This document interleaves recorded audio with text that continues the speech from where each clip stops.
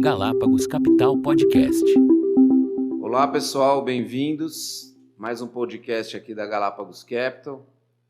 Hoje a gente vai falar brevemente aqui das duas cartas que a gente publica. A carta da Galápagos Capital fala mais do cenário macro. Nosso convidado aqui hoje, o Gino Olivares, vai falar um pouco. E depois eu, Luiz Baroni, mais para frente, vou terminar aqui falando um pouquinho da carta da WM, que fala sobre risco.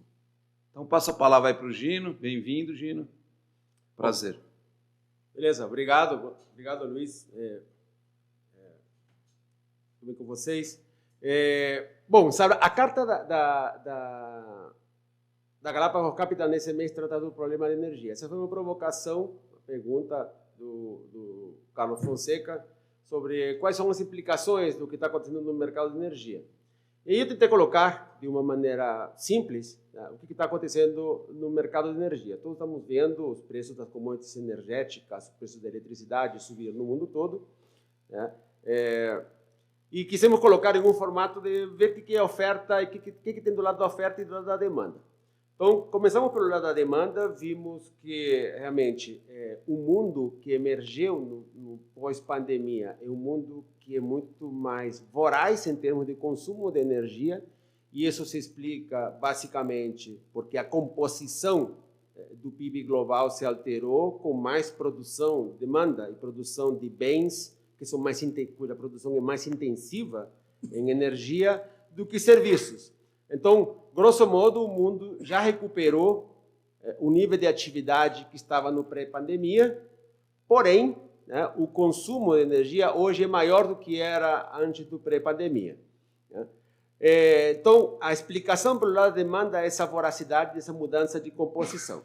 Isso é basicamente do lado da demanda. Do lado da oferta, o que enfatizamos na carta é que no período anterior à pandemia, né, o sinal de preços, né, e colocamos ali o preço relativo entre commodities energéticas e não energéticas, ele foi bastante desfavorável para o setor de energia. Isso quer dizer o quê? Né? Isso quer dizer que não tinha incentivo em termos de preço para você investir no setor de energia.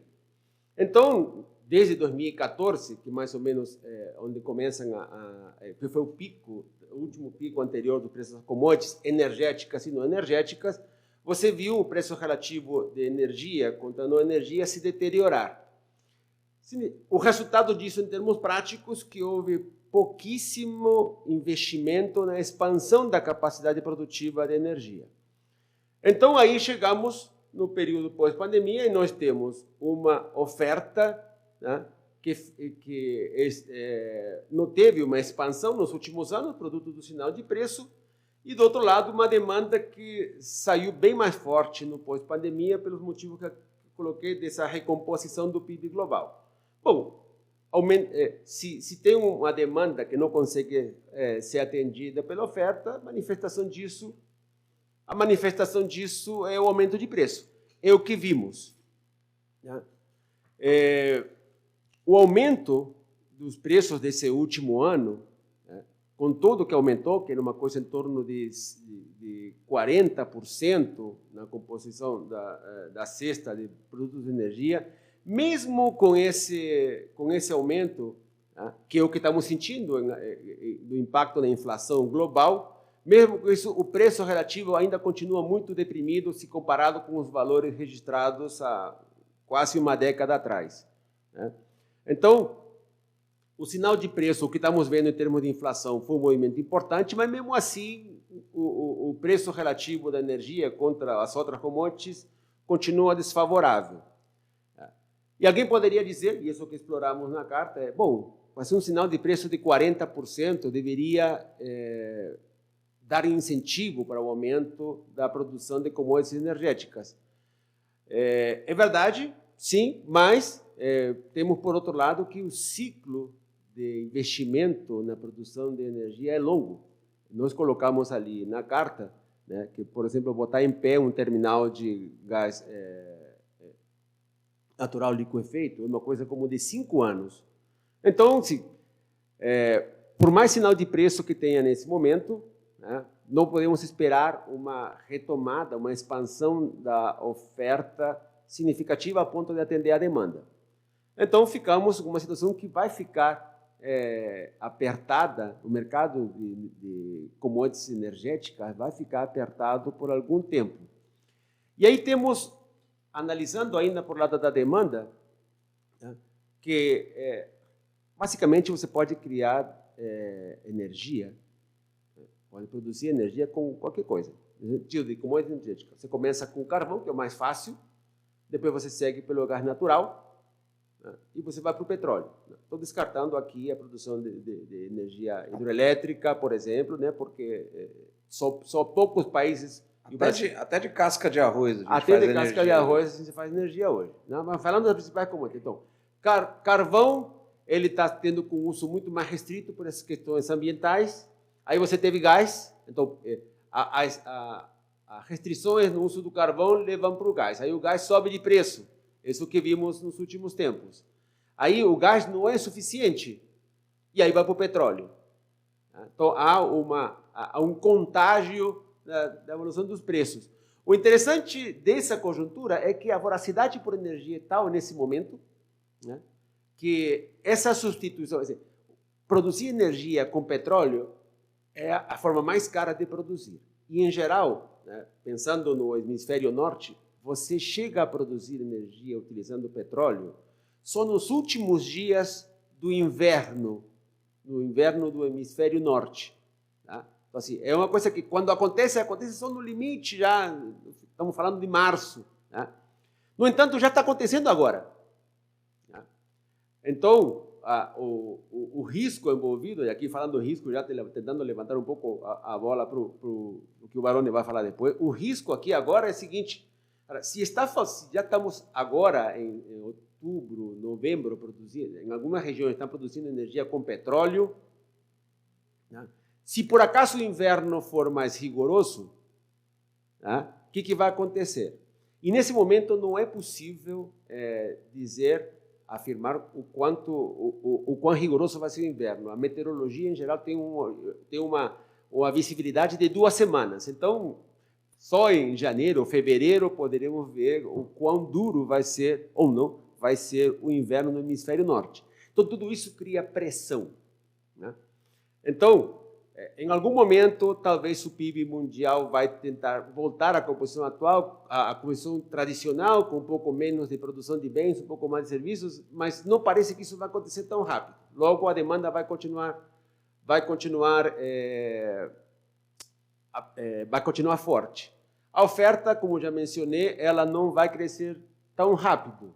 Então, teremos uma pressão ali. Em cima disso, temos toda a agenda ESG, né? Agenda que coloca restrições, né? E sinaliza que talvez não vale a pena investir na produção de commodities, de combustível fóssil, né? Dado que, né, isso aí está a caminho de ser substituído por outras fontes. Então, temos uma situação em que o sinal de preço é ruim, as perspectivas para investir no combustível que precisamos agora também não são boas. Então, isso talvez vai perdurar um pouco mais de tempo, tem uma característica mais estrutural. E até onde pode ir o estrutural? O estrutural pode ir até o ponto, né, de que você precise deslocar geograficamente a produção. Então, o que vamos a ver, por exemplo, é que temos indústrias na Europa que são intensivas em energia. A Europa depende do gás. O gás da Europa depende da Rússia. Né? Então, talvez fique tão caro produzir produtos intensivos em energia na Europa que a produção da Europa vai ter que se deslocar para algum outro lugar. Né? Então, assim, pensando em um prazo mais longo, essa questão estrutural da energia pode levar a deslocamentos geográficos. Eu diria assim, não exploramos isso na carta, mas o Brasil poderia ser um grande beneficiado dessa história, porque o Brasil é capaz de produzir energia renovável e relativamente barato. Mas aí a questão de criarmos um ecossistema que favoreça o investimento, esses são outros 500.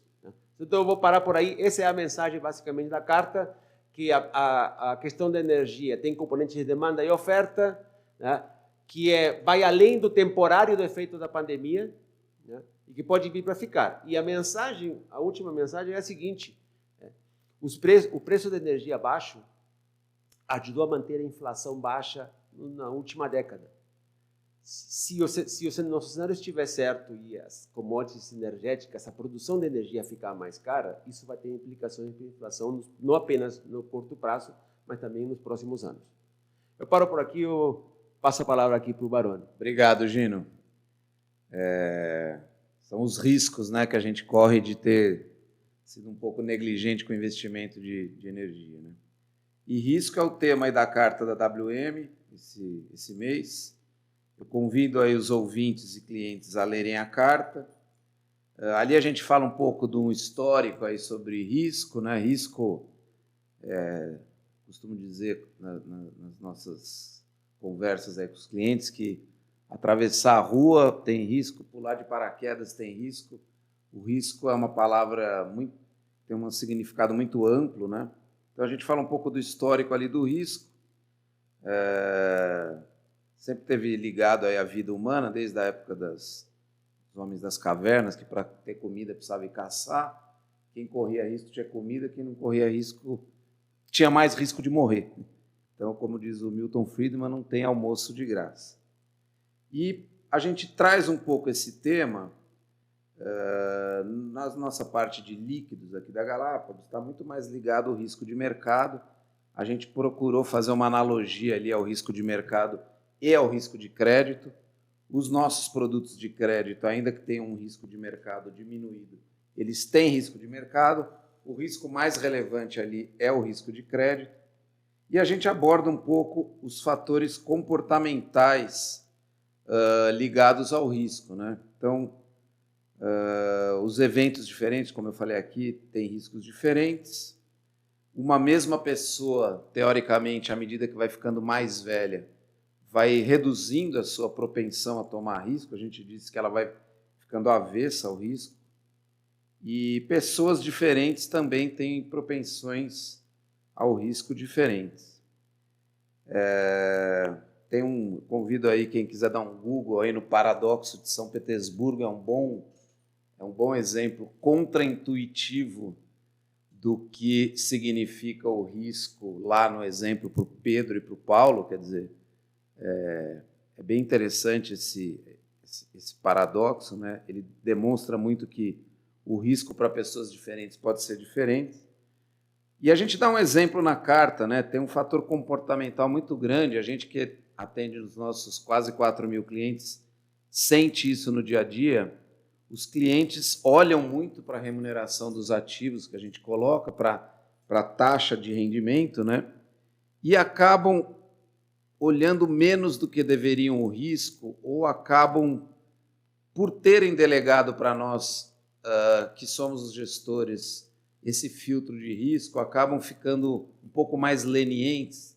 E a gente queria ressaltar um pouco esse mês que nós olhamos muito para o risco, mas é importante o investidor também ter uma boa noção da sua propensão ou aversão ao risco, e ele estar ciente desses riscos, que são baixos, né, porque a gente aprova, e tentar mostrar para o cliente que, às vezes, um ativo com uma taxa de rendimento um pouco menor significa, muitas vezes, que o risco dele é muito menor, por isso que a gente sugere aquele ativo.